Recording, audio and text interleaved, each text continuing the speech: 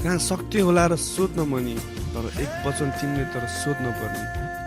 तिमी हरायो धेरै मानिसको भुलमा, फर्केर आइन खोज्न भन्ने। तिम्रो वचनहरूले मन भारी भएको थियो, फेरि बाध्य थिए याद बोक्न पनि।